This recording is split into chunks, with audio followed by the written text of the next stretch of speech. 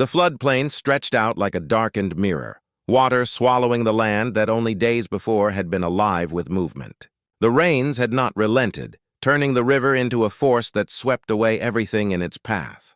In the center of this swollen world, one patch of earth remained above the torrent, no larger than a fallen tree. Upon it, a leopard crouched low, his body tense, muscles drawn tight beneath a coat now heavy with damp. The stillness of his form was not ease, but the measure of an animal caught between exhaustion and fear. His tail flicked once, a restless gesture that betrayed the strain of waiting. Around him, the water swirled, tugging at branches and grass as if trying to claim the last ground beneath his paws. Each time he shifted, the soil crumbled at the edges, shrinking the island further. He had no path forward.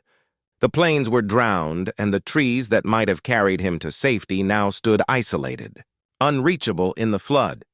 Rangers watching from the distance had spotted him first by the golden flecks of his coat, half hidden against the drenched earth. The sight drew them into silence, the kind that arrives when survival hangs by a thread. They knew a leopard would not remain exposed unless pressed by forces beyond his control. Here was no hunt, no quiet rest, only the stubborn clinging to life against waters that would not stop rising. The animal's breath came shallow, chest lifting and falling with care. His eyes, wide and unblinking, tracked the restless surface around him. At times he rose to his feet, testing the edges as if calculating a leap. But the distances were too great, the waters too deep and unforgiving. Each attempt ended with him folding back onto the ground, lowering his head, the rain beading on his whiskers. His claws pressed into the mud, anchoring him to the last foothold he had. The air carried the scent of wet soil and decay, the aftermath of trees uprooted and grasses drowned. The leopard's ears flicked toward distant sounds, the rush of the current, the calls of displaced birds circling in restless arcs.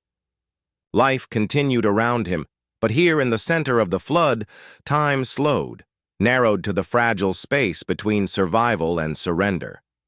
From the bank, the rescuers measured the distance with quiet eyes. Their presence was steady, their movements deliberate. No sudden noise was made, no gesture that might add to the animal's unease. They waited, knowing each moment carried risk, yet also that haste would serve nothing. One of them whispered softly, "Hold on, boy," though the words carried no expectation of being understood. They were simply a promise made aloud, fragile but sincere. The waters inched higher, lapping now at the edge of the mound, splashing cold against the leopard's hind legs. He rose again, shoulders taut, head lifted, his gaze searching the horizon as though weighing whether to trust the flood or wait for something unseen. His whiskers trembled, droplets slipping down. The soil beneath him shifted, a subtle crumble at the edge that sent a small ripple outward. Still he stayed, pressed by instinct into stillness. The muscles along his back quivered, not from readiness to strike, but from the strain of holding ground too long. In his eyes lay the reflection of the water, restless, unstoppable, yet offering nothing to grip. His chest heaved once more, a breath drawn deep, as if testing the strength that remained. The rescuers knew then that time had narrowed. The patch of earth was fading beneath him. The choice to act would soon pass from the leopard to them, for the water would not wait. And yet, for that moment, the world was hushed, holding the image of a wild creature balanced between the rising flood and the thin promise of survival. The rain had eased only slightly, falling now in softer sheets that blurred the horizon. The leopard remained still, his body low against the shrinking mound, but his ears caught a new sound before his eyes found its source. A low hum grew steadily above the storm's rhythm, unnatural in this wild expanse. He raised his head, droplets sliding down his whiskers, and his gaze followed the trembling air to the gray sky. A shape moved there, circling slowly, heavy against the clouds. The helicopter's blades churned the damp air, carrying with them the promise of something unfamiliar yet decisive.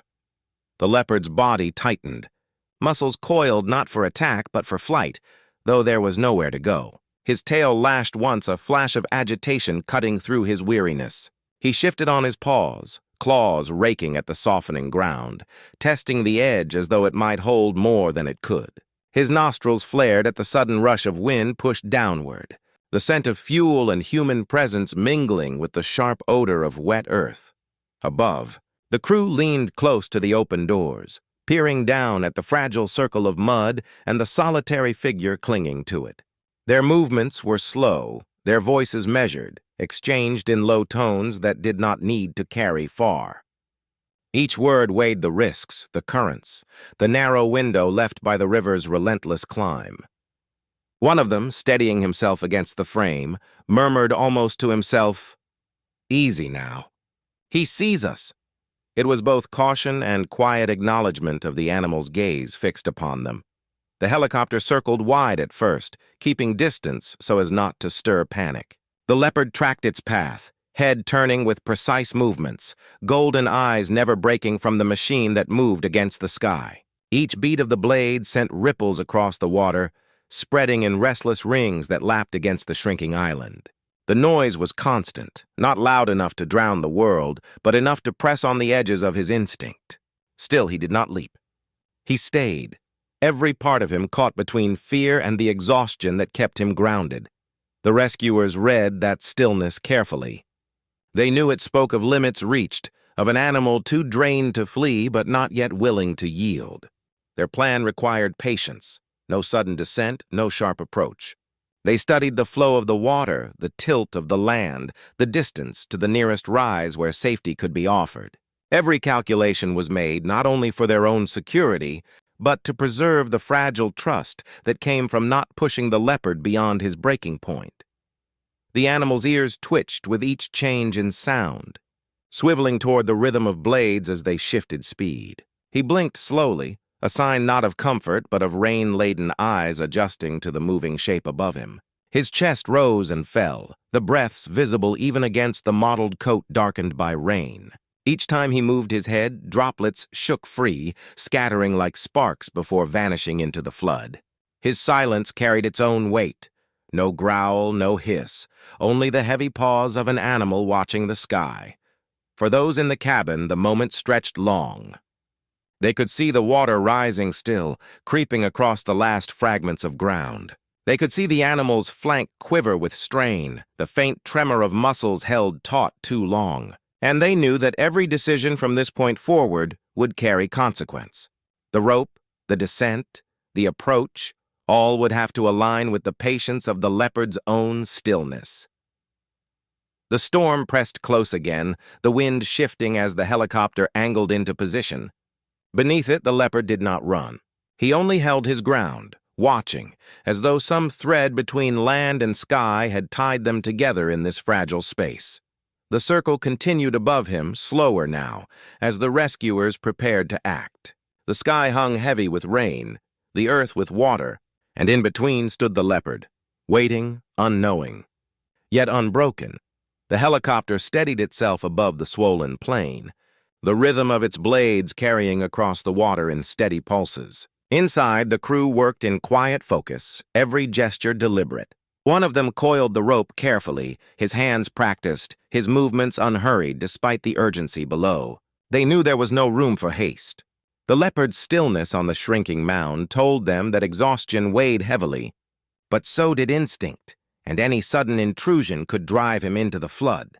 The rope slid downward, unspooling slowly until it broke the barrier between sky and earth. Its fibers swayed in the wash of wind, pendulum-like above the dark water. The Leopard's head lifted higher, his gaze sharpening as the object descended into his world. His ears flicked back once, then forward again, listening to the rope's soft hiss against the air, the subtle shift of tension from above. He rose halfway from his crouch, body tense, weight distributed across his haunches as though torn between retreat and readiness.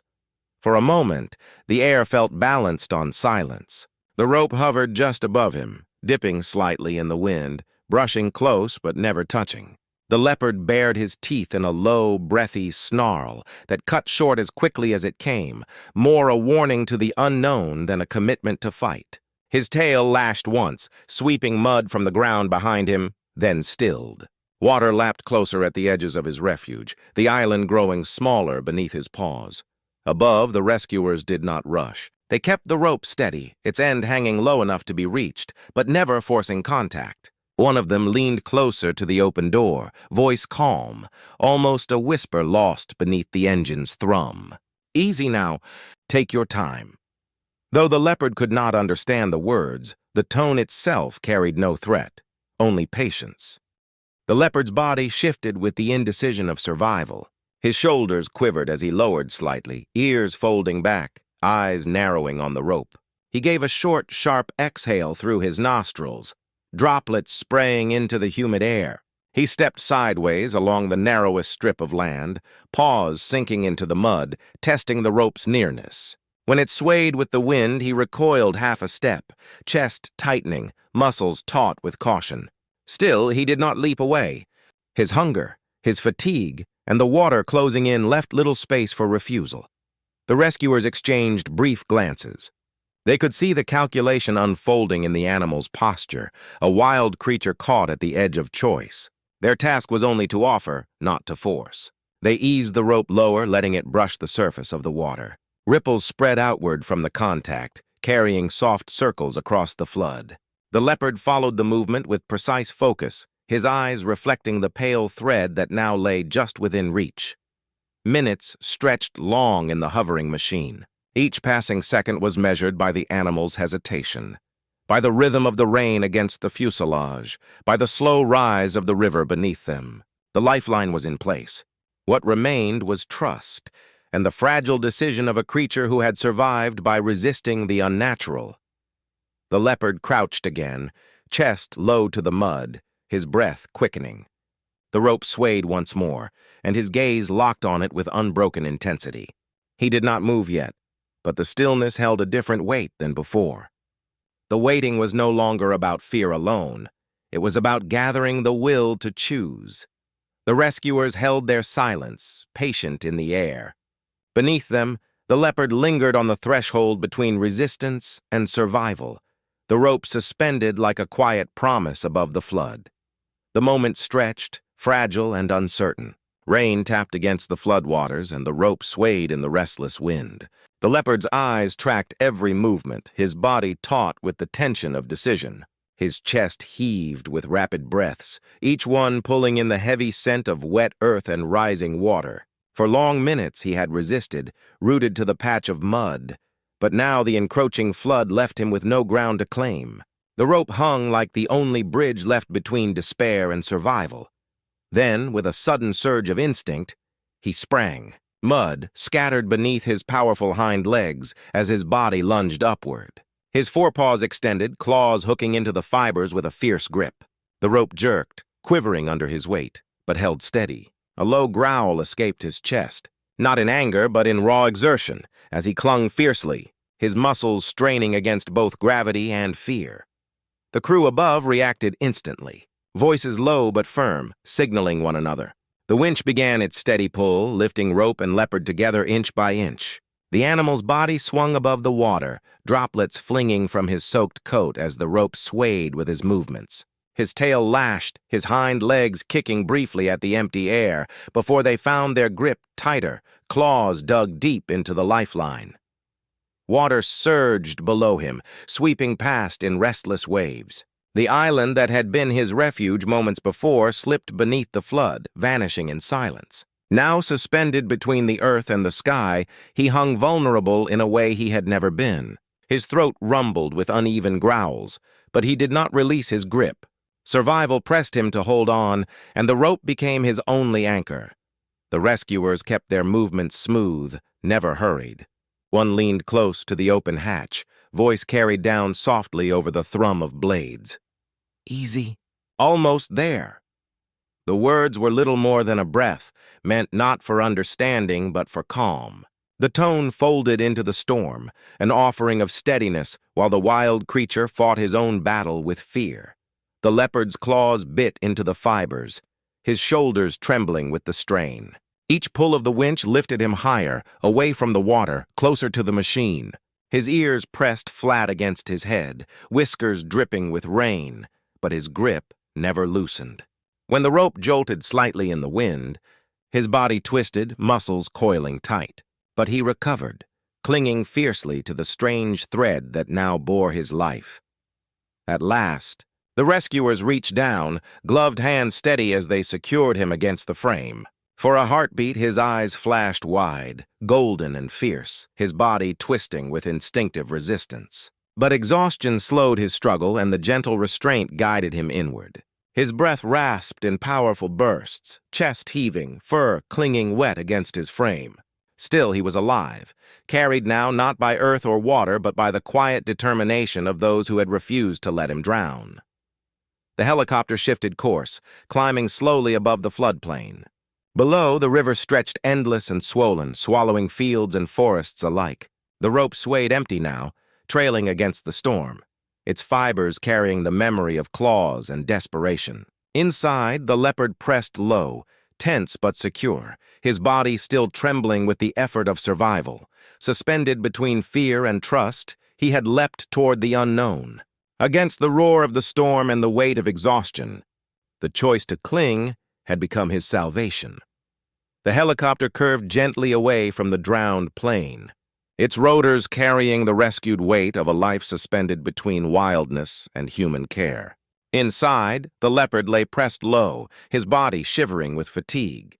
Every breath rattled through his chest, steam rising faintly from his wet coat in the confined air. His ears twitched back and forth, catching the thrum of the blades, the shifting movements of the crew, the alien closeness of a world he had never known.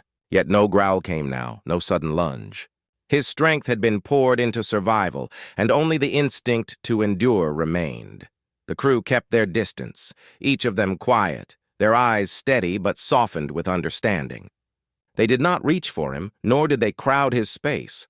Their role was nearly complete, and they knew the most vital part was letting him return on his own terms. One of them spoke barely above the hum of the machine, a phrase carried gently into the air. Almost there now. The words were not meant for comprehension, only for calm. The tone a bridge between two worlds for as long as it was needed. Below them, the landscape shifted. Floodwaters gave way to higher ground, patches of earth and trees rising like islands of promise. They circled once, searching for a place untouched by the river's reach. A slope of firm soil revealed itself on the edge of a forest, its grasses flattened by rain but steady against the surge. The decision was wordless. The pilot brought the craft lower, holding it steady against the restless wind. As the skids touched ground, the rescuers moved with careful precision. The door opened to the storm's damp breath, and the world outside beckoned with familiar scents of earth and foliage. The Leopard stirred, his body lifting on trembling limbs. Muscles quivered as he rose, his paws spreading wide against the metal floor, claws scraping once against the surface. For a moment he hesitated, caught between the confinement he did not understand and the freedom waiting just beyond. With the restraint of patience, the rescuers guided space open for him, leaving the path clear. No hands pushed him forward, no rope tugged at his body. The choice was his. Slowly, stiffly, he moved toward the open door, his shoulders lowered, head dipping as if bracing for a strike that never came. Rain struck his whiskers again, the smell of soil pulling him outward. With a final gathering of strength, he stepped onto the wet earth.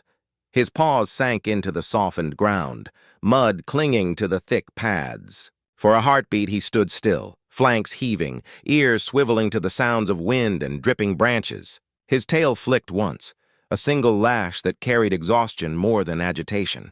Behind him, the crew remained motionless, watching with quiet reverence. There was no cheer, no exclamation, only silence, held in respect for a wild life returning to its own rhythm. Then, with the unbroken grace of his kind, he slipped forward. His body lowered into a smooth stride, legs carrying him steadily into the cover of grass and shadow. The rain caught the curve of his back, droplets tracing rivulets through the patterns of his coat. With each step, his form grew less distinct against the forest edge until he was gone, claimed once more by the wild that had shaped him. The crew lingered a moment longer, eyes resting on the place where he had disappeared. Relief mingled with the quiet weight of gratitude, each of them carrying the memory differently, but all knowing they had witnessed a rare crossing of trust between human hands and untamed survival. Wind swept through the grasses, bending them gently, carrying the last trace of rain across the slope. The leopard's trail faded into silence, leaving only the hush of the storm's retreat and the enduring calm of the earth.